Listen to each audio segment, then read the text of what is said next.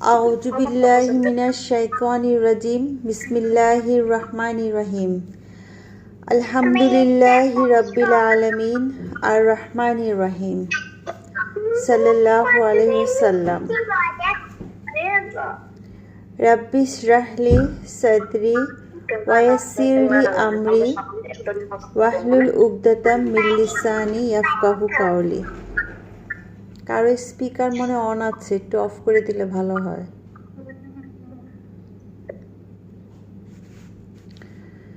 সম্মানিত উপস্থিতি, সবাইকে আসসালামু আলাইকুম ওয়া রাহমাতুল্লাহি ওয়া বারাকাতুহু। মহান আল্লাহর অশেষ কৃপায় আপনাদের সাথে বসার সুযোগ পেয়েছি, এই জন্য আল্লাহর দরবারে শুকরিয়া জ্ঞাপন করছি। শুকর আলহামদুলিল্লাহ। আপা কার যেন স্পিকারটা অন করা একটু করলে ভালো হয়, মানে কথা ক্লিয়ার শোনা যাবে না নারে।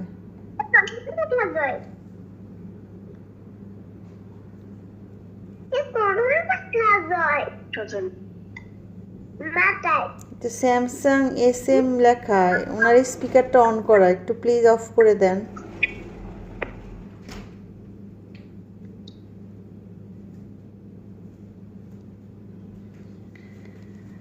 তো আজকে আমাদের যে আলোচনার বিষয় সেটা হচ্ছে জিলহজ মাসের আমল কেন করব, পবিত্র কোরআন এবং হাদিসের আলোকে আলোচনা।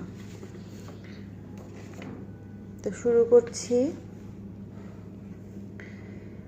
মুসলিম জাতির জন্য বছরে দুইটা আনন্দ বার্তা আসে, যে দুই ঈদ, একটা হচ্ছে ঈদুল ফিতর আর একটা হচ্ছে ঈদুল আজহা। তো দুই ঈদের আগেই মুসলিমদের জন্য আল্লাহর তরফ থেকে কিন্তু একটি স্পেশাল অফার ঘোষিত হয়। আল্লাহু আকবার, আল্লাহ রহমানুর রহিম। তো ঈদুল ফিতরের আগে এক মাস আমরা সিয়াম পালন করি। এই সিয়াম পালনের মধ্য দিয়ে বান্দা আল্লাহর রহমত, মাগফিরাত আর নাজাতের একটা সুসংবাদ পায়। ঠিক তেমনি ঈদুল আজহার আগেও জিলহজের যে প্রথম 10 দিন বিভিন্ন আমলের পালনের মধ্য দিয়েও কিন্তু আল্লাহর নৈকট্য অর্জন করা যায়। তো আজকে আমরা জিলহজ মাসের যে প্রথম 10 দিনের আমল কেন করব এই বিষয়ে একটু আলোচনা করব। আল্লাহ তাআলা যেন আমাদের সবাইকে সেটা উপলব্ধি করার, বোঝার তৌফিক দান করে। তো সাধারণভাবে যে আমরা যেটা সবসময় মোটামুটি সবাই কম বেশি জানি, হ্যাঁ, যে 10 দিনের যে আমলটা, আমি আগে সংক্ষিপ্তভাবে শুধু আমলগুলোর কথা উল্লেখ করছি, তারপরে বিস্তারিত আলোচনায় যাব। যে নফল রোজা রাখা, হ্যাঁ, প্রথম জিলহজ মাসের প্রথম 10 দিনের রোজার ব্যাপারে কথা আসছে, বিশেষ করে আরাফার দিন। এটা মুসলিম হাদিসে আসছে 1162 নম্বর হাদিসে। তবে সামর্থ্য থাকলে হজ উমরা করা, সূরা আল ইমরান এসেছে 97 নম্বর আয়াতে। তারপরে সামর্থ্য থাকলে কুরবানি করা, সূরা কাউসারে এসেছে। তারপরে চুল এবং নখ না কাটা এই 10 দিনে, এটা সহিহ মুসলিমের হাদিস নাম্বার 1977 এসেছে। তারপরে আল্লাহর কাছে আন্তরিকভাবে তওবা করা, সূরা তাহরিমে এসেছে। অধিক পরিমাণে আল্লাহকে জিকির করা, সূরা আল হাজে এসেছে। বেশি বেশি তাকবীর, তাহলিল, তাহমিদ পাঠ করা, এটা মুসনাদে আহমদের হাদিস নাম্বার 5446। তারপর সকল প্রকার গুনাহ থেকে বিরত থাকা, সূরা তওবা এসেছে।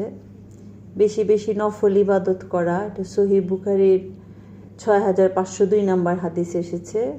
তারপর বেশি বেশি দান সদকা করা, সূরা বাকারাতে এসেছে। তো প্রথমে একটা হাদিস দিয়ে আমি শুরু করছি, যে জাবের রাদিয়াল্লাহু আনহু থেকে বর্ণিত, রাসূলুল্লাহ সাল্লাল্লাহু আলাইহি সাল্লাম বলেছেন যে জিলহজ মাসের 10 দিন থেকে উত্তম আল্লাহর নিকট কোনো দিন নেই। তিনি বলেন, এক ব্যক্তি বলে, হে আল্লাহ রাসূল সাল্লাল্লাহু আলাইহি সাল্লাম, এই দিনগুলো উত্তম না এই দিনগুলো আল্লাহর রাস্তায় জিহাদ সহ উত্তম? তিনি বললেন, জিহাদ ছাড়াই এগুলো উত্তম। আল্লাহর নিকট আরাফার দিন থেকে উত্তম কোনো দিন নেই। আল্লাহ দুনিয়ার আসমানে অবতরণ করেন, অতঃপর জমিনে বাসকারীদেরকে নিয়ে আসমানে বাসকারীদের সাথে গর্ব করেন। তিনি বলেন, আমার বান্দাদের দেখো, তারা হজের জন্য এলোমেলো চুল, ধূলিময় অবস্থায় দূর দিগন্ত থেকে এসেছে। তারা আমার রহমতের আশা করে, অথচ তারা আমার আযাব দেখেনি। সুতরাং এমন কোনো দিন দেখা যায় না যাতে আরাফার দিনের তুলনায় জাহান্নামের থেকে অধিক মুক্তি পায়। সহিহ হাদিসে কুদসির হাদিস নাম্বার 101। তো এই আরাফার দিন এটা আল্লাহ পাক অনেক খুশি থাকেন এই দিনে হাজিদেরকে দেখে, কারণ এত লাখ লাখ মুসল্লিরা শুধুমাত্র আল্লাহর সন্তুষ্টির জন্য একটা বিশাল ময়দানে তার রহমতের আশায়, তার মাগফিরাতের আশায় সেখানে বসে থাকে সারা দিন। হ্যাঁ, এবং তাদের সবার পরনে একই রকম কাপড়, কে ধনী কে গরিব, হ্যাঁ, কে মানে কার কি অবস্থান কিছুই বোঝা যায় না, সবাইকে একই কাতারের মানুষ মনে হয়। সবাই খুব মানে সাধারণ বেশে, খুব গরিব ফকির, মানে ফকিরের বেশে বলা চলে, যে এরকমভাবে আল্লাহ তাআলার কাছে তারা নিজেকে নিবেদন করে।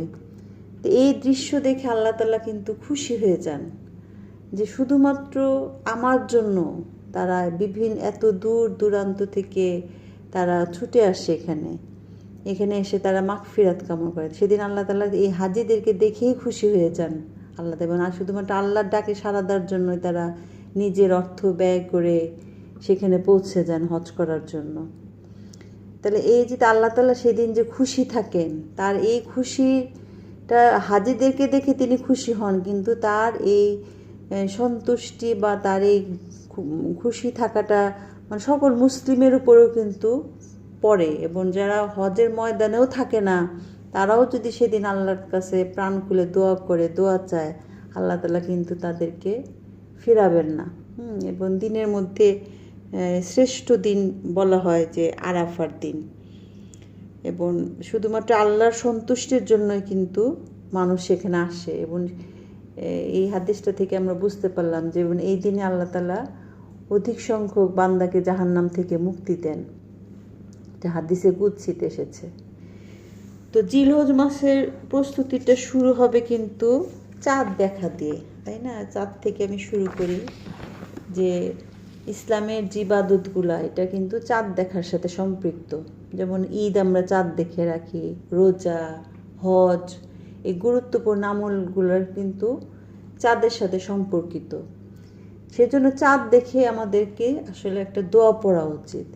এবং আল্লাহ সাল্লাল্লাহু আলাইহি সাল্লাম সবসময় চাঁদ দেখে দোয়া পড়তেন, সবসময় পড়তেন।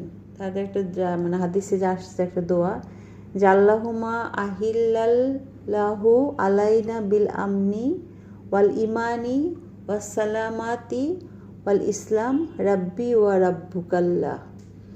অর্থ, হে আল্লাহ, তুমি ওই চাঁদকে আমাদের উপর উদিত করো নিরাপত্তা, ইমান, শান্তি ও ইসলামের সঙ্গে। হে চাঁদ, আমার ও তোমার প্রতিপালক আল্লাহ। তাহলে চাঁদ দেখে আমাদের জিলহজ মাসটা শুরু হলো। হ্যাঁ, চাঁদের সাথে কিন্তু আমার কার্যক্রমটা শুরু। আমি দোয়া পড়ে আমার মাসটাকে শুরু করলাম। এই মাসটা শুরুর আগে প্রথমে মানে চাঁদ দেখে তো শুরু করব, কিন্তু তার আগেও একটা প্রস্তুতি আছে। সেটা যে জিলহজ মাসের যে আগের মাসটা জিলকদ মাস, জিলকদ মাসের শেষ দিন হতে পারে 29শে জিলকদ বা 30শে জিলকদ, যে কোনো দিন হতে পারে। এবং এই দিনও কিন্তু একটা আমল আছে। হ্যাঁ, এবং যারা কোরবানি আদায় করতে সামর্থ্যবান না, তাদের জন্য কিন্তু এটা একটা সুযোগ। এই সব মানে কোরবানির সব অর্জন করা যায়, এটা তাদের জন্য একটা বিশাল সুযোগ। অর্থাৎ অনেক মানুষই তো আছে তার কোরবানি দিতে পারে না, তাদের কিন্তু মন খারাপ হয়ে যায় কোরবানি দিতে না পারার কারণে। আবার এমন অনেক মানুষ আছে যে আগে দিতে পারতো, কিন্তু এখন তার আর্থিক অবস্থা খারাপ হয়ে গেছে, তারা দিতে পারছে না, তখন কিন্তু তাদের মন খারাপ। তাদের জন্য কিন্তু এটা একটা সুসংবাদ, যে জিলহজের চাঁদ ওঠার আগে যদি কোনো ব্যক্তি তার নখ, চুল, গোঁফ, নাভির নিচের পশম পরিষ্কার করে ফেলে, তাহলে কিন্তু তারা এই যে কোরবানির সওয়াবটাও পেয়ে যায়। এবং হাদিসে আসছে যে রাসূল সাল্লাল্লাহু আলাইহি ওয়াসাল্লাম বলেছেন, তোমরা যদি জিলহজ মাসের চাঁদ দেখতে পাও আর তোমাদের কেউ কোরবানি করার ইচ্ছা করে, তাহলে সে যেন সেও চুল ও নখ কাটা থেকে বিরত থাকে। এটা হচ্ছে যারা কোরবানি দিবে তাদের জন্য বলা হয়েছে, যে যারা কোরবানি দিবে তারা যেন এই 10 দিন চুল নখ কাটা থেকে বিরত থাকে। হ্যাঁ, এই 10 দিন কাটবে না, ওই জিলকদ মাসের শেষের দিন সে আগেই ক্লিন হয়ে যাবে, অর্থাৎ তার মাসটা শুরু হবে খুব পবিত্রতার সাথে, একদম পরিষ্কার পরিচ্ছন্ন হয়ে তার জিলহজ মাসটা শুরু হবে। এবং এই 10 দিন তার ইবাদত বন্দেগী করার পর আবার কোরবানি দেওয়ার পরে বা কোরবানির দিন সেদিন আবার সে চুল নখ কাটতে পারবে। হ্যাঁ, কিন্তু এই 10 দিন সে যেন বিরত থাকে, এটা মুসলিম হাদিসে আসছে। তো এই বিরতি কতদিন থাকবে এবং কী ফজিলত সেটাও হাদিস উল্লেখ আছে। যে একটা হাদিসে আসছে, রাসূলুল্লাহ সাল্লাল্লাহু আলাইহি ওয়াসাল্লাম ইরশাদ করেছেন, আমি কোরবানির দিন সম্পর্কে আদিষ্ট হয়েছে, অর্থাৎ এই দিনে কোরবানি করার আদেশ করা হয়েছে। আল্লাহ তাআলা তো এই উম্মতের জন্য ঈদ হিসেবে নির্ধারণ করেছেন। এক ব্যক্তি আরজ করলে, হে আল্লাহ রাসূল, যদি আমার কাছে শুধু একটি মানিহা থাকে, অর্থাৎ শুধু দুধ পানের জন্য দেওয়া হয়েছে। রাসূলুল্লাহ সাল্লাল্লাহু আলাইহি ওয়াসাল্লাম বললেন, না, বরং সেদিন তুমি তোমার চুল কাটবে, নখ কাটবে, গোঁফ ও নাভির নিচে পশম পরিষ্কার করবে, এটি আল্লাহর কাছে তোমার পূর্ণ কোরবানি বলে গণ্য হবে।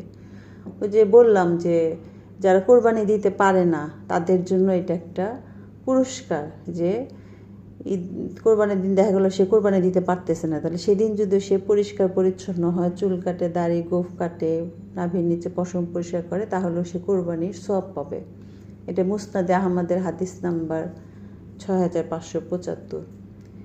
তাহলে যে উক্ত এই হাদিস দ্বারা কি বোঝা যাচ্ছে যে কোরবানি করতে অসক্ষম ব্যক্তিরাও যেন সচ্ছল মুসলমানদের সাথে ঈদের আনন্দ এবং খুশি উদযাপন করতে পারে, সেই রাস্তা কিন্তু বাতলে দিয়েছেন।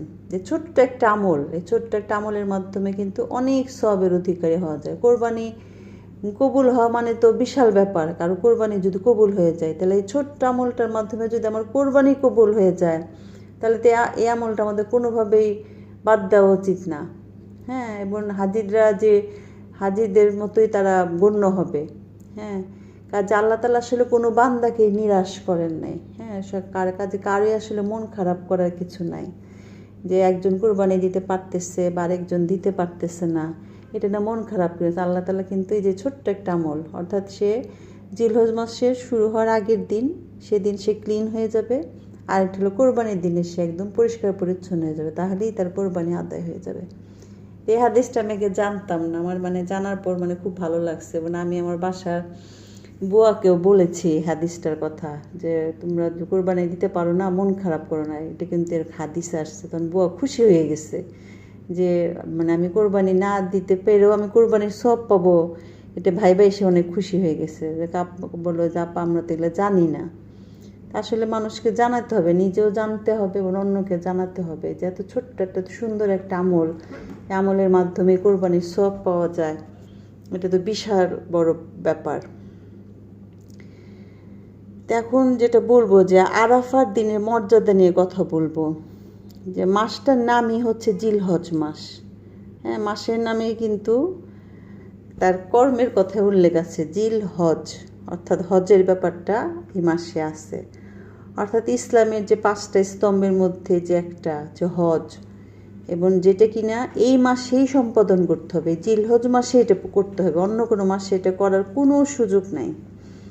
অর্থাৎ একজন মুসলিমের বছরে কিন্তু এই হজ করার সুযোগ একবারই আসে। তাই হজ আদায় কিন্তু আসলে বিলম্ব করা একেবারে উচিত না। আমার যখন হজ ফরজ হয়ে যাবে, আমাকে আদায় করে ফেলতে হবে, কারণ আমার বছরে একবার সুযোগ, এই জিলহজ মাসে শুধু হজ হয়। আর সারা বছর আপনি উমরা করতে পারবেন, কিন্তু হজ তো আর করতে পারবেন না। যে হজের জন্য জিলহজ মাস যেমন ফরজ রোজা রাখার জন্য রমজান মাস।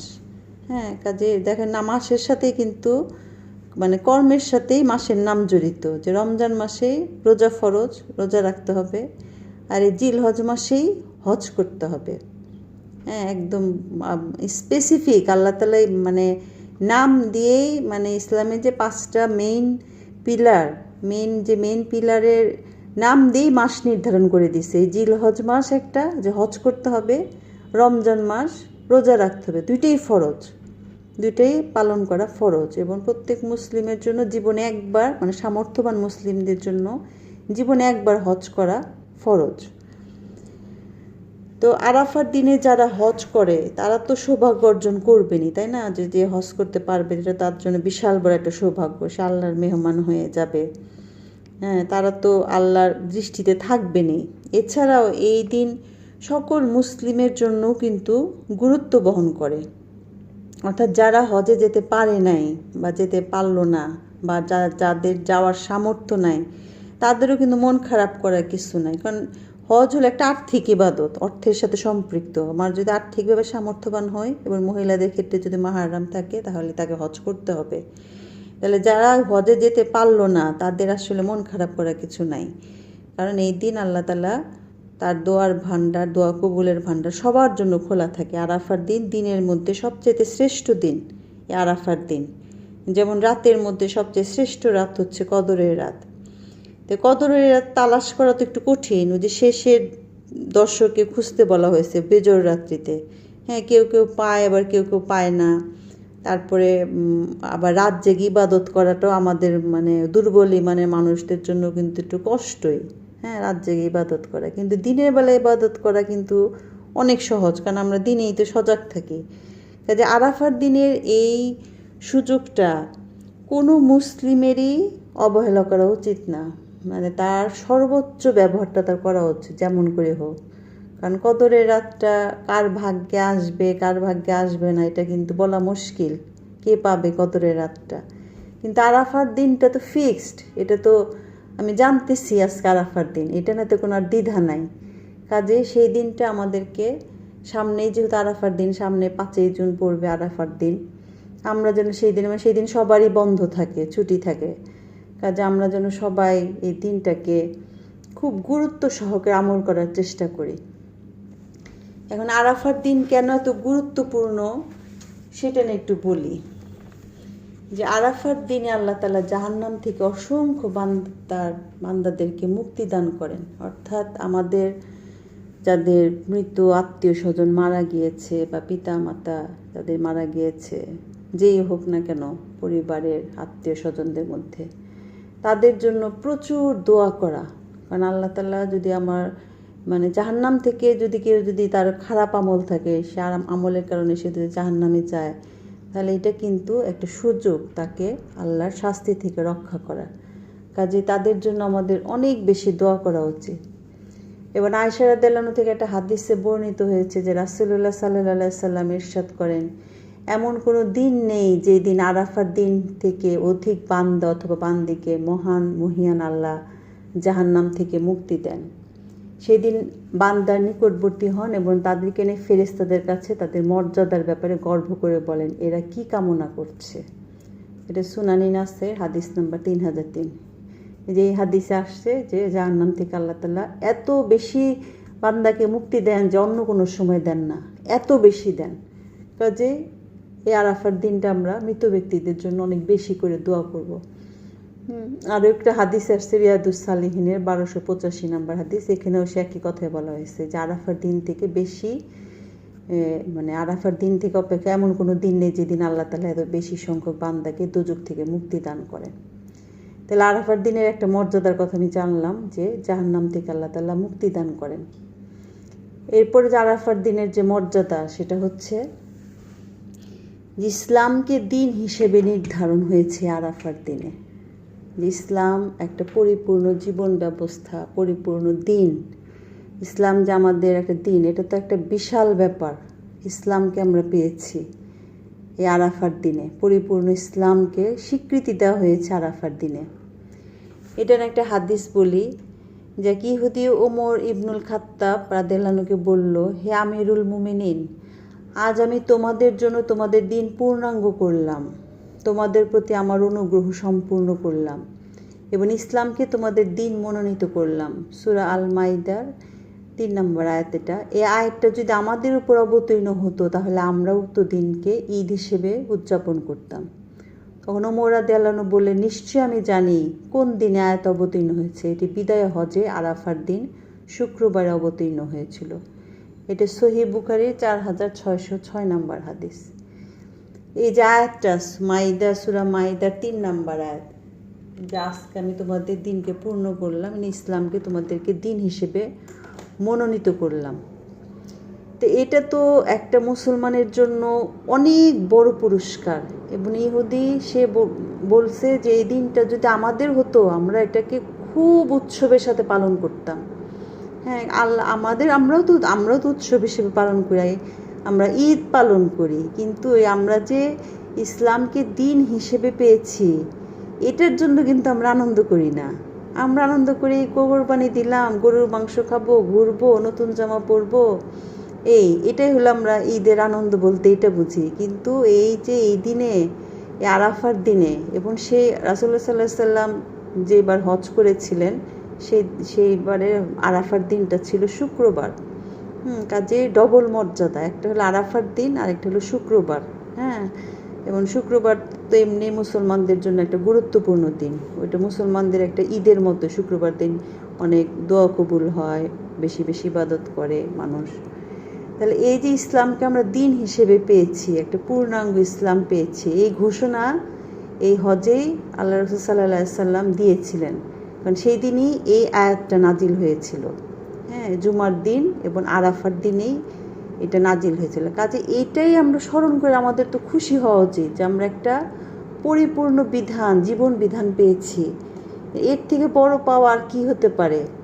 হ্যাঁ, তাহলে এই হাদিস থেকে কিন্তু স্পষ্ট যে আরাফার দিনে মহানবী সাল্লাল্লাহু আলাইহি সাল্লাম বিদায় হজের ভাষণ দেবার সময় এই সূরা মাইদার ৩ নম্বর আয়াত নাজিল হয়।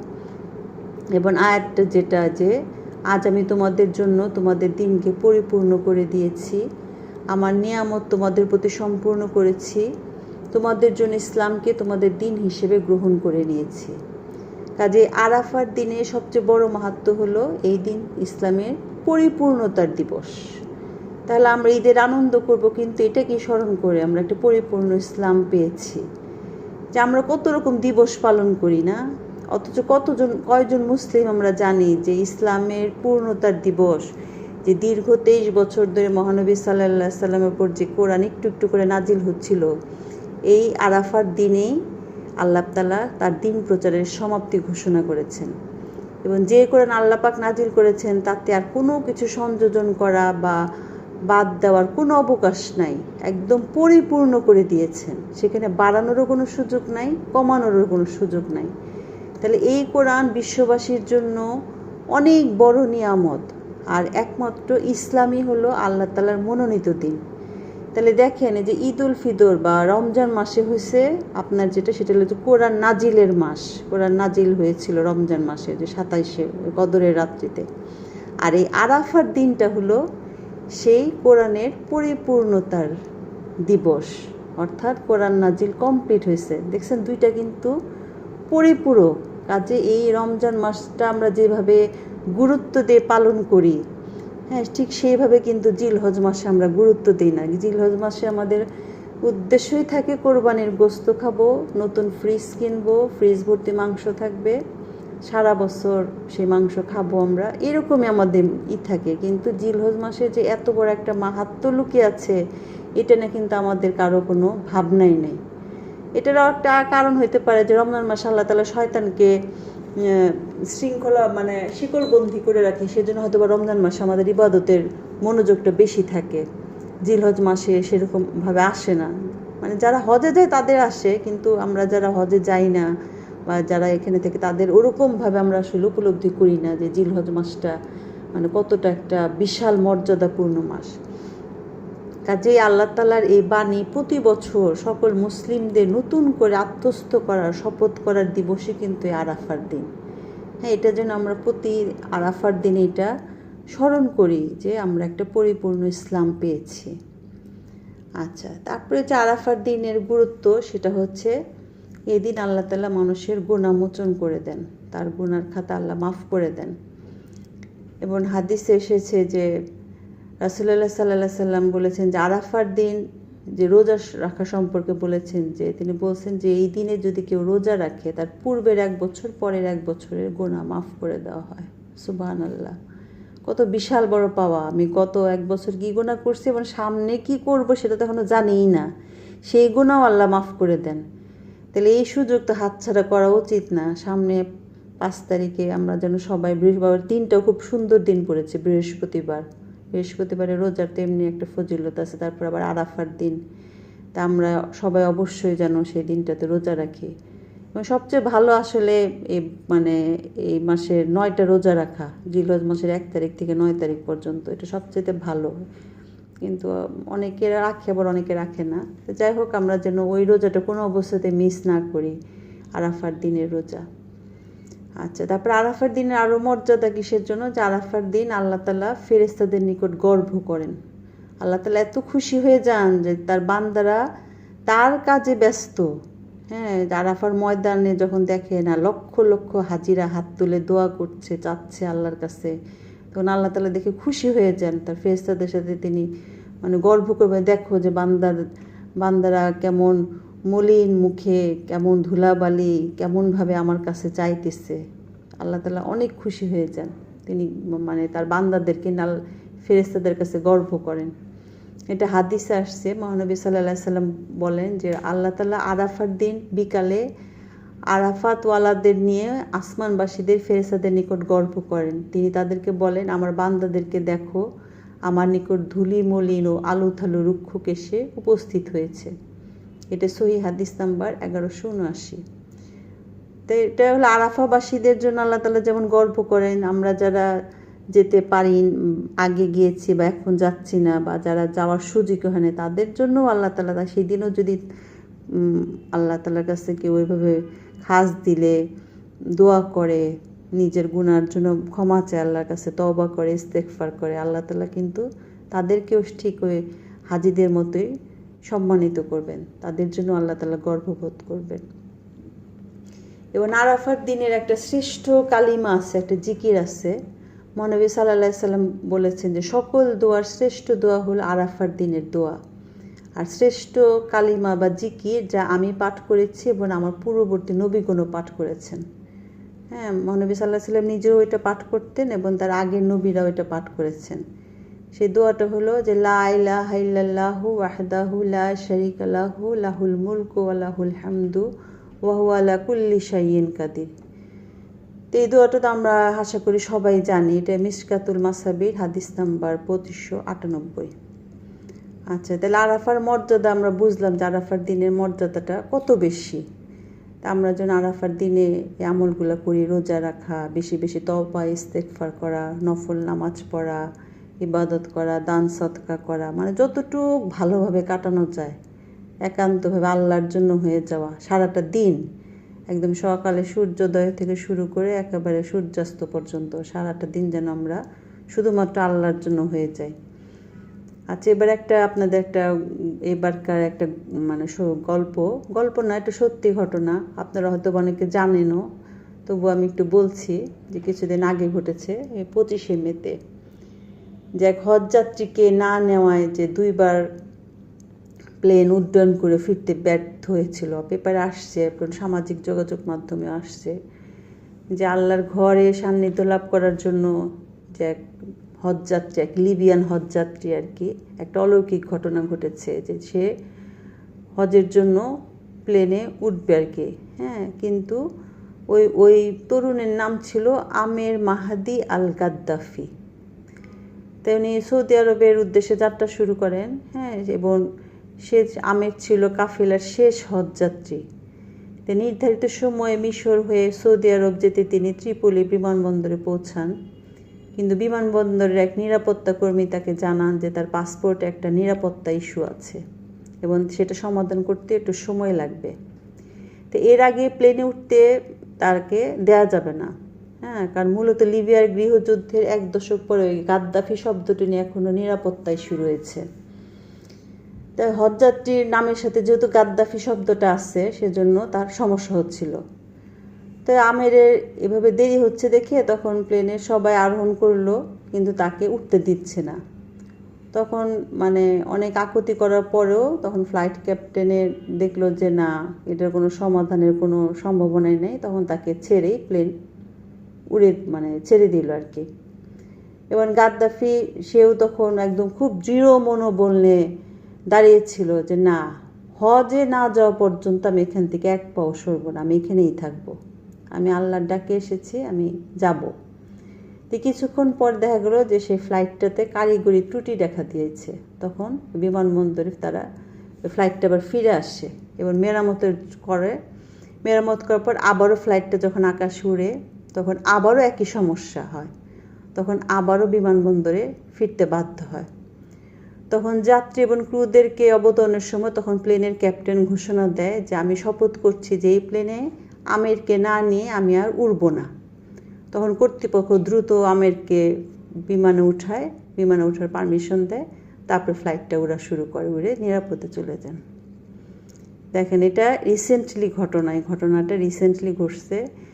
তাহলে এই যে আল্লাহর মেহমান যে বলে যে আল্লাহর একজন মেহমান, আল্লাহ তাকে ইনভাইট করছে হজে যাওয়ার জন্য, তুমি বাধা দেওয়ার কে? হ্যাঁ, এবং আমিরও দেখেন সে কত দৃঢ়চিত্ততা যে আমি হজে যাওয়ার জন্য আসছি এবং আমার ভাগ্যে যদি হজ লেখা থাকে পৃথিবীর কোনো শক্তি নাই এটাকে আটকাবে। সে তার ইমানে কিন্তু একদম দৃঢ় ছিল, অনড় ছিল। অনড় থাকার কারণে সে কিন্তু হজে যেতে পারলো। এটা একটা বিশাল একটা ঘটনা। তাহলে যে আরাফার ময়দানে যে অবস্থান, এটা হজের একটা ফরজ কাজ, এবং কেউ যদি আরাফার ময়দানে অবস্থান না করে তার কিন্তু হজই হবে না। হ্যাঁ, এটাকে এটা হজের সবচেয়ে বড় একটা ফরজ কাজ। এবং সুনানি তিরমিজির হাদিস নাম্বার 2309 নম্বর হাদিসে আসছে যে যারা দুনিয়ার জীবনে মহান প্রভুর আহ্বানে সাড়া দিয়ে তার সাক্ষাৎ লাভের জন্য আগ্রহান্বিত থাকবে, মহান রব্বুল আলামিন কাল কিয়ামতে তার সেই সকল বান্দার সাথে স্বীয় রহমত এবং মাগফিরাত নিয়ে সাক্ষাৎ করার জন্য অধীর আগ্রহে অপেক্ষমান থাকবে। সুবহানাল্লাহ, এটা কত বড় একটা পাওয়া। মানে যারা আরাফার ময়দানে অবস্থান করবে, অর্থাৎ আল্লাহর ডাকে সাড়া দিল, এবং কিয়ামতে হাসরের মাঠে এই বান্দারা যারা আরাফার ময়দানে গিয়েছিল তারা আল্লাহর কাছে পরিচিত বান্দা হিসেবে থাকবে, যে তাদের সাথে আল্লাহর আগেই পরিচয় ঘটছে। এবং মানে আগের থেকে পরিচয় থাকলে কি তারা একটা স্পেশাল অনার পায় না?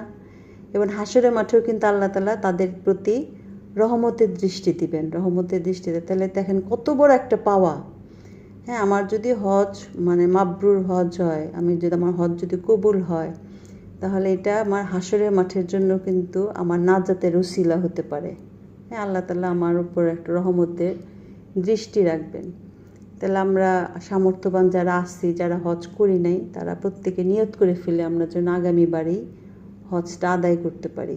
হ্যাঁ, আমরা যেন বিলম্ব না করি, কারণ মানে আমরা তো জানি না আমাদের জন্য সামনে কি অপেক্ষা করতেছে। হয়তো বড় একটা বিপদ চলে আসলো, বা একটা বড় একটা অসুখে পড়ে গেলাম, বা পরিবার একটা বিশাল ক্রাইসিস দেখা দিল, কত রকম সমস্যা হতে পারে। সেজন্য নিয়তটা করে ফেলেন, নিয়ত করবেন, দেখবেন যে আল্লাহ তাআলা আপনাকে সাহায্য করবে। এটা আসলে আল্লাহ তাআলার সাথে সম্পর্কিত। আপনি চাইলে আল্লাহ তাআলা যেমনই হোক না কেন, আল্লাহ কিন্তু আপনাকে নিয়ে যাবেন, আপনার যদি সত্যি ইচ্ছা থাকে। তাই যাই হোক, আমরা আরাফার দিন এবং হজ নিয়ে কথা বললাম। এখন জিলহজ মাসের যে একটা গুরুত্বপূর্ণ একটা আমল, হ্যাঁ, আমাদের কাছে বিশেষ করে যে কোরবানি, হ্যাঁ, কোরবানির ঈদ, যেটা নিয়ে আমরা বেশি আগ্রহ থাকে আমাদের ঈদ নিয়ে। তো সেই কোরবানি নিয়ে কথা বলবো। এই কোরবানির কথা বলা হয়েছে জিলহজ মাসে কোরবানি দিতে, সামর্থ্যবানদের কোরবানি দিতে হবে। এটা কোরআনে এসেছে, সূরা কাউসারে এসেছে যে তুমি তোমার নিজের রবের জন্য নামাজ পড়ো এবং কোরবানি করো। তা আল্লাহর কাছে পছন্দের কাজগুলোর একটা হচ্ছে যে পশু কোরবানি করা, কারণ এর মাধ্যমে আল্লাহর নৈকট্য অর্জন করা যায়। যে আয়েশা রাদিয়াল্লাহু থেকে বর্ণিত, রাসূলুল্লাহ সাল্লাল্লাহু আলাইহি সাল্লাম বলেছেন, কোরবানির দিন আদম সন্তান যে কাজ করে তার মধ্যে আল্লাহর কাছে সবচেয়ে পছন্দনীয় হচ্ছে রক্ত প্রবাহিত করা, অর্থাৎ কোরবানি করা।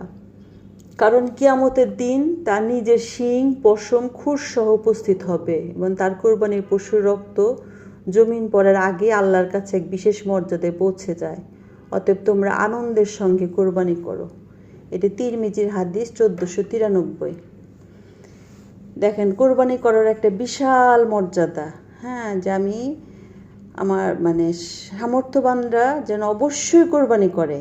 হ্যাঁ, এবং একটা খুব ভালো পশু দেখে শুনে, কিন্তু সেখানের মধ্যে কোনো শোডাউন থাকবে না, যে মানুষকে দেখানোর উদ্দেশ্য থাকবে না যে আমি অনেক দামি গরু কিনলাম লোকে দেখুক, এটা না।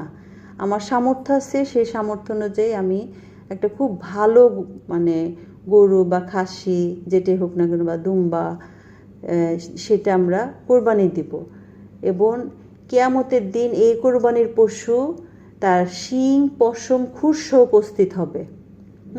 মানে এবং তার বলা হয়েছে তার রক্ত জমিনে পড়ার আগে সেটা আল্লাহর কাছে পৌঁছে যায়। মানে আপনার কোরবানিটা কবুল হয়ে গেলে কিন্তু এটা বিশাল বড় ব্যাপার, যদি আপনার কোরবানি কবুল হয়। এটা তিরমিজির হাদিস নাম্বার 1493। এবং অন্য বর্ণনা এসেছে, রাসূলুল্লাহ সাল্লাল্লাহু আলাইহি সাল্লাম ইরশাদ করেছেন যে কোরবানিকারীর জন্য প্রতিটি লোমের বিনিময়ে সওয়াব আছে। অর্থাৎ আপনার যদি কোরবানি কবুল হয় তাহলে সে পশুর গায়ে যতগুলা লোম ততগুলা সব আপনার আমলনামায় যোগ হবে। সুবহানাল্লাহ, এটা কত বড় একটা পাওয়া, তাই না? কোরবানিটা আমরা যেন আনন্দের সাথে করি। এবং দেখেন, কোরবানি কিন্তু আমরা আল্লাহর জন্য করি, কারণ আল্লাহর নামে কোরবানি হয়। কাজেই এবং মানে আপনি যেমন দান সৎকা করলেন, দান সৎকা আল্লাহর নামে করেন, দান সৎকা করলে কিন্তু দানের জিনিস তো কেউ ফেরত নেয় না, যাকে দিলেন একবারে দিয়ে দিলেন। অথচ এই একটা ব্যাপার যে কোরবানি, এখানে কিন্তু মানে আপনি আল্লাহর জন্য কোরবানি দিতেছেন, কিন্তু সেই মাংসটা কিন্তু আপনি নিজেও খেতে পারবেন, গরিবদেরকে খাওয়াতে পারবেন, আত্মীয় স্বজনকে খাওয়াতে পারবেন। মানে এই দানটা একটু অন্যরকম দান। আচ্ছা, তো এখন কোরবানির যে আমরা দেই, হ্যাঁ, আমাদের আসলে কিছু বিষয় আসলে জানা দরকার, যে বিশুদ্ধ কোরবানি হওয়ার জন্য আমাদের কি কি করা উচিত। যে আল্লাহ তাআলা বলেন, সূরা হাজের 34 নম্বর আয়াতে এসেছে, আমি সব জাতির জন্য কোরবানির বিধান রেখেছি, যেন আমি তাদের জীবনোকরণ হিসেবে যে চতুষ্পদ জন্তু দিয়েছি তাতে জবাই করার সময় আল্লাহর নাম স্মরণ করে। অর্থাৎ জবাই করার সময় অবশ্যই আল্লাহর নাম বলতে হবে, বিসমিল্লাহ বলতে হবে, আল্লাহু আকবার বলতে হবে। আমরা আল্লাহর নামে কোরবানি দেব। এবং কোরবানির পশু সব ধরনের শারীরিক ত্রুটিমুক্ত হওয়াও খুব জরুরি। হ্যাঁ, এবং গুণগত দিক থেকে উত্তম হলো যে সুন্দর, নিখুঁত, দোষ ত্রুটি মুক্ত একটা সুন্দর পশু কোরবানি দেওয়া, যে পশুটা দেখলে ভালো লাগে, একটা মায়া তৈরি হয়।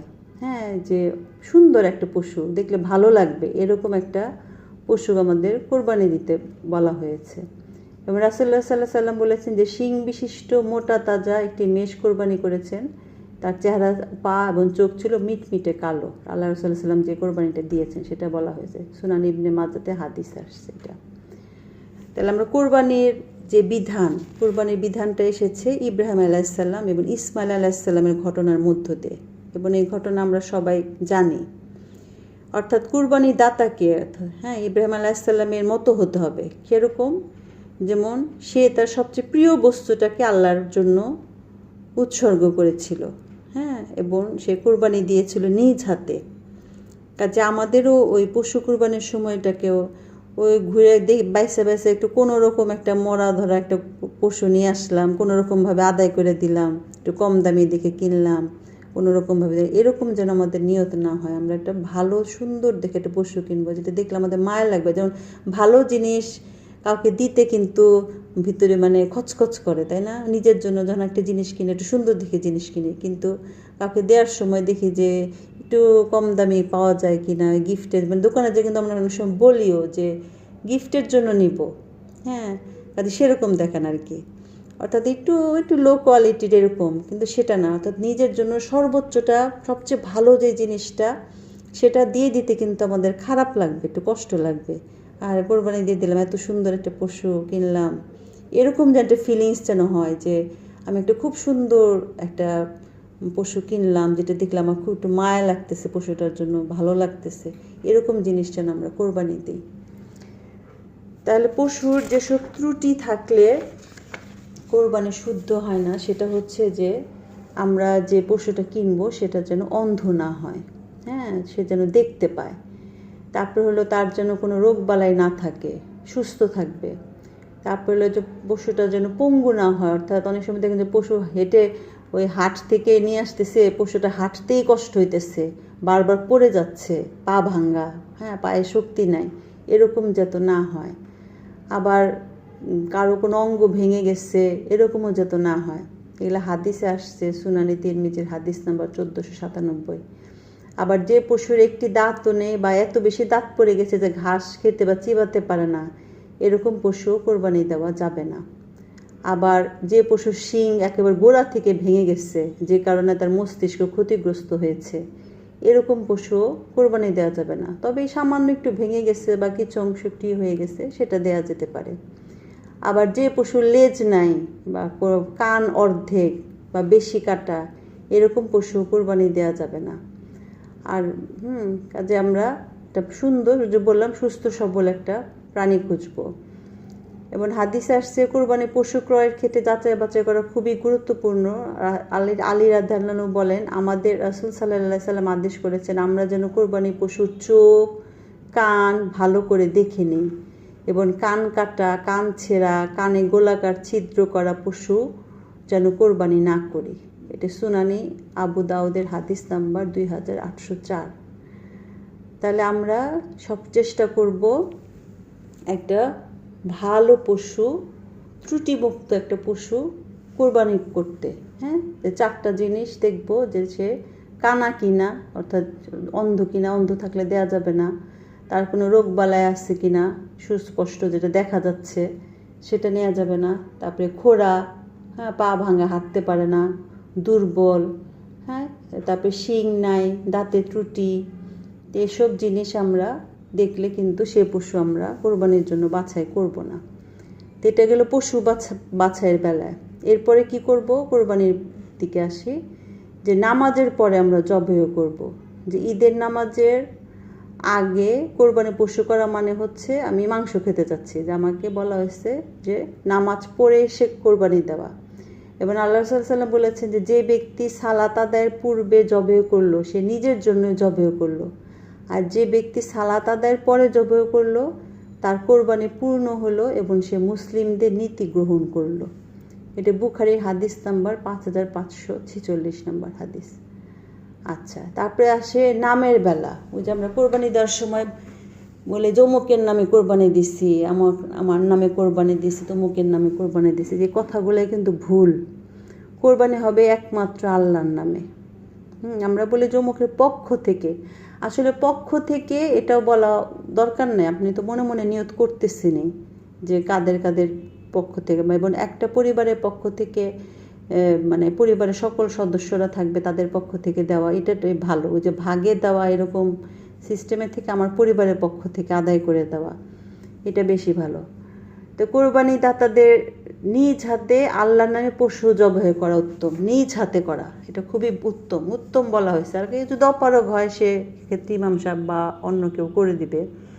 এবার আনাস রাদিয়াল্লাহু থেকে বর্ণিত, তিনি বলেন আমি তাকে অর্থাৎ নবী সাল্লাল্লাহু আলাইহি সাল্লামকে নিজ হাতে জবাই করতে দেখেছি, যে পশুর ঘাড়ের ওপর তার পা রেখে তিনি বিসমিল্লাহ এবং আল্লাহু আকবার বলেছিলেন, মানে তিনি এইভাবে কোরবানি দিতেন। এটা তখন বিসমিল্লাহ এবং আল্লাহু আকবার বলে উনি নিজ হাতে কোরবানি দিতেন, এটাও হাদিসে আসছে। আচ্ছা, এরপরে যেটা যে কোরবানি করবো আমরা যে ছুরি দিয়ে, সেটাকে ধারালো হইতে হবে। হ্যাঁ, যে অব্যবহৃত এবং ধারহীন ছুরি ব্যবহার করে পশুকে কষ্ট দিয়ে কোরবানি করে থাকেন। আবার কেউ কেউ করে কি, যে পশুর সামনে ছুরি ধার দেওয়া শুরু করে। আচ্ছা, পশু ওরও তো একটা সেন্স আছে, তাই না? ও যখন বুঝে এবং আশেপাশে অনেক গরুকে কোরবানি দেওয়া হইতেছে এই দৃশ্য সে যখন দেখবেন যে অনেক পশু যখন কোরবানি হয় না, ওর চোখ দিয়ে টপ টপ করে পানি পড়তে থাকে, আমি নিজে দেখেছি। অর্থাৎ তার কষ্ট লাগে যে এইভাবে মেরে ফেলতেছে। তাহলে এই কাজগুলো আসলে আমাদের করাটা ঠিক না, যে একটা পশুর সামনে আরেকটা পশুকে কোরবানি দেওয়া বা তার সামনে ছুরি ধার দেওয়া, হ্যাঁ, তাকে পশুকে কষ্ট দেওয়া হয়। তারপরে আরেকটা যেটা করে, যে পশুকে বসে জবাই করার পরে পশুকে ঠান্ডা হতে হবে। ঠান্ডা মানে পুরাপুরি তার জান কবজ হয়ে গেছে, সে একদম নিথর হয়ে গেছে, হ্যাঁ, ততক্ষণ পর্যন্ত অপেক্ষা করতে হবে। যেমন অনেক কসাইরা দেখা যায় যে তারা তাড়াহুড়া করে, এই যে একটা গরু বানাবে এরপর আরেকটা জায়গায় যাবে, ওই জবাই দিয়ে সাথে সাথে চামড়া ছিলানো শুরু করে দেয়। এতে তো পশুর তো কষ্ট হয়, তখনও তার জানটা হয়তো যায় না, তার হাত পা কাঁপতেছিল, পা নড়তেছিল দেখবেন, হ্যাঁ, ওই অবস্থা আসলে তার চামড়া ছিলানোটা ঠিক না। যখন পশুটা একদম নিথর হয়ে গেছে তখন এই চামড়াটা ছিলানো উচিত। হ্যাঁ, আমরা এইসব যেন মেনটেন করি, এগুলো না করলে কিন্তু আসলে গুনাহগারী হব আমরা। এটা হাদিসে যে যখন কোনো জন্তু জবাই করবে তখন উত্তম পন্থায় জবাই করবেন, তোমাদের প্রত্যেকে যেন ছুরি ধার দিয়ে নেয় আর জবাইকৃত পশুকে ঠান্ডা হতে দেয়। এটা নাসাইর হাদিস নাম্বার 4405 নাম্বার হাদিস। আচ্ছা, তারপরে হলো জবাই করার সময় প্রার্থনা করবে। আপনি কোরবানি পশু জবাইয়ের পর কোরবানি যেন আল্লাহ কবুল করেন সেজন্য দোয়া করতে হবে। এবং আয়েশা রাদিয়াল্লাহু থেকে বর্ণিত, রাসূলুল্লাহ সাল্লাল্লাহু আলাইহি সাল্লাম কোরবানি করার জন্য শিংওয়ালা দুম্বা আনতে নির্দেশ দেন।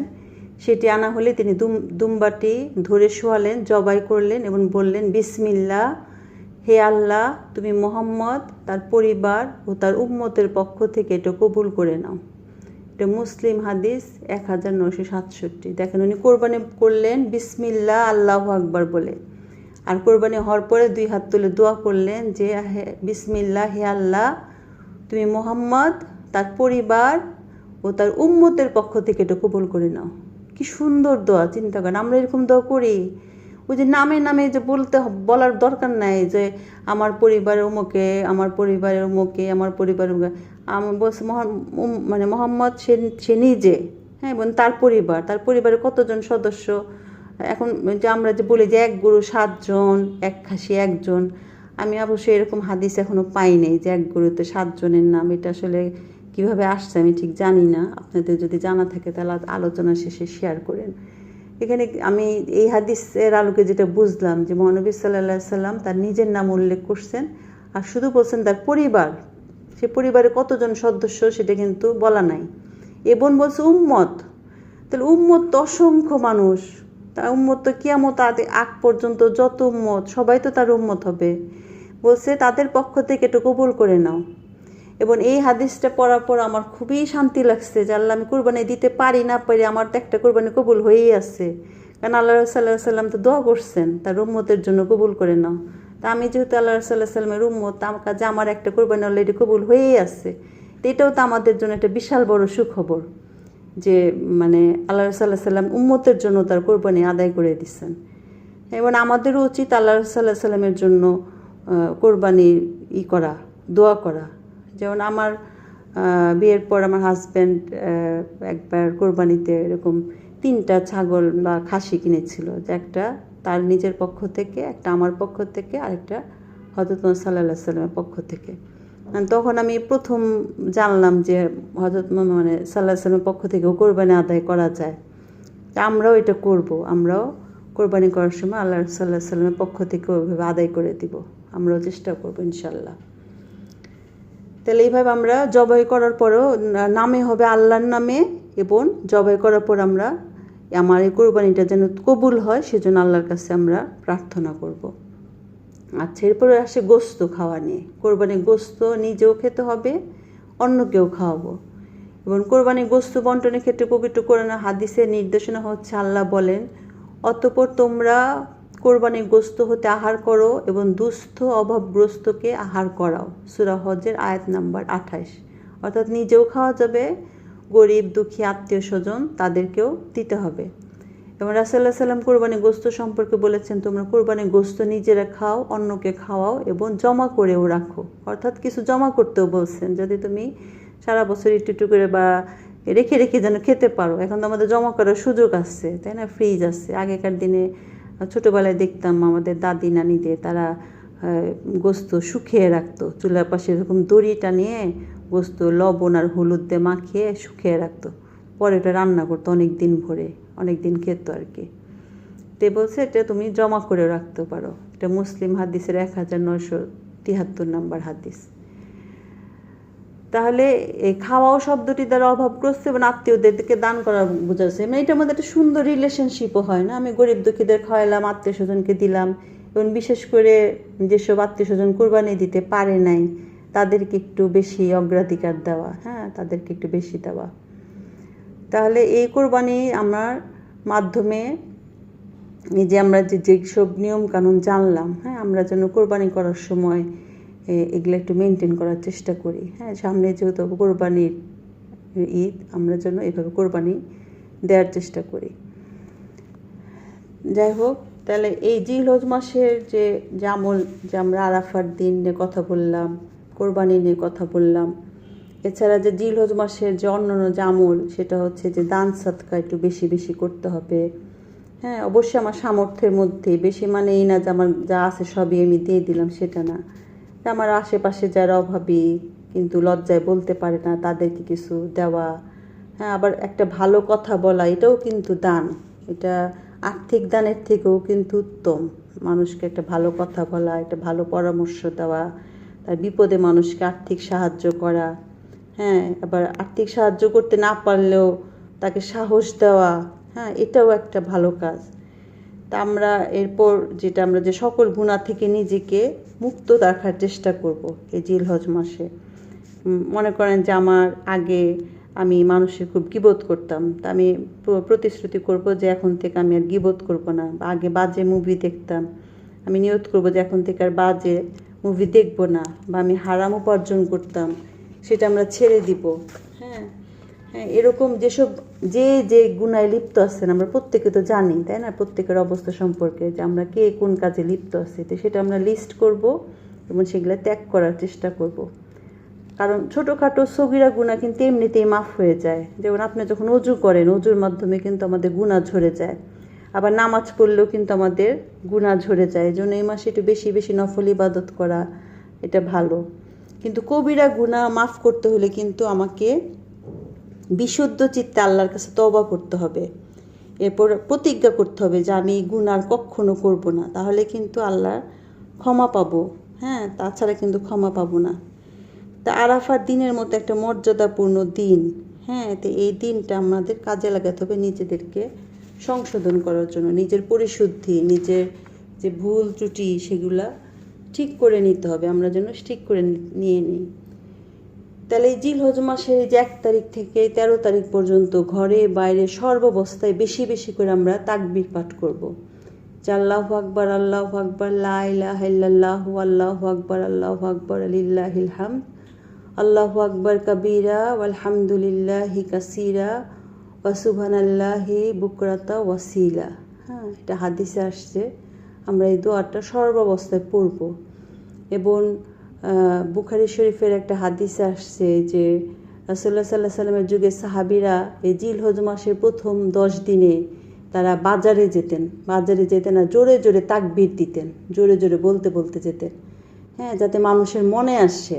হ্যাঁ, তখন শুনে তখন আরেকজনও তাকবীর পড়তো।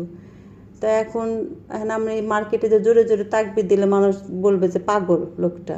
হ্যাঁ, তা আমরা করতে পারি, মনে করেন দোকানে যে তারা যে গান বাজনা না ছেড়ে রেখে কোনো একজন দোকানদার যদি এই তাকবীরটা ছেড়ে রেখে জোরে, তাহলে কিন্তু অনেক মানুষ শুনলে কিন্তু তখন তার তাকবীরের কথা মনে হবে। আপনি ঘরেও আপনি ওই যে ইউটিউবে এরকম প্রচুর তাকবীরের ভিডিও আছে, সেগুলো আপনি লাউড স্পিকারে ছেড়ে রাখেন, বাসায় সবাই শুনলে কিন্তু তখন সবার মাথায় ওটা, ওই যে আমি বাসায় কয়েকদিন ছেড়ে রাখতাম।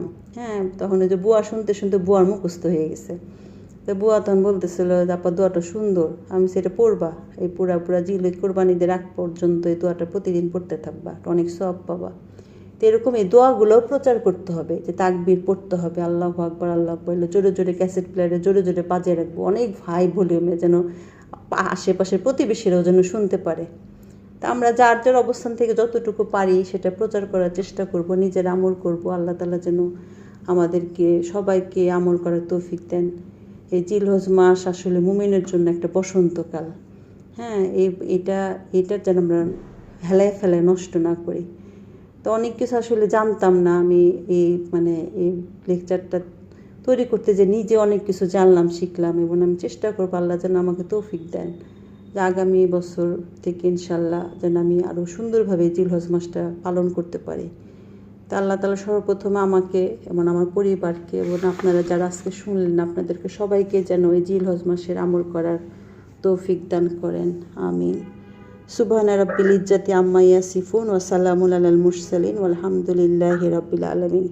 সবাইকে আসসালামু আলাইকুম ওয়া রাহমাতুল্লাহি ওয়া বারাকাতুহু এবং সবাইকে আগামী ঈদ মুবারক। মানে আপু আপনার কাছে আমার একটা প্রশ্ন আছে, সেটা হলো যে কোরবানির নখ চুল কাটার কথা যে বললেন আগের দিন, এখানে যে একটা হাদিস সংখ্যা বললেন ওই যে 6000 কত যেন, ওই যে মুসনাদে হাদিসটা। আচ্ছা ওই যে কোরবানি না করলে যে সওয়াব পাবে নখ চুল কাটার জন্য। জি ও আচ্ছা, দাঁড়ান আপা আমি একটু বের করে নিই। জি জি আমার শুনতে পাচ্ছেন আপুরা? জি আপা শুনতে শোনা যাচ্ছে।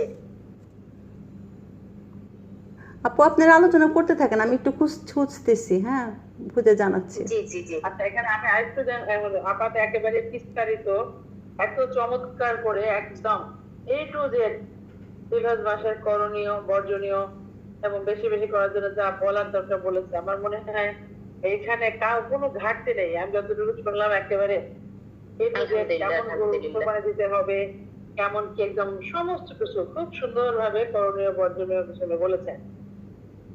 আমি দুইটা কথা বলতে চাই।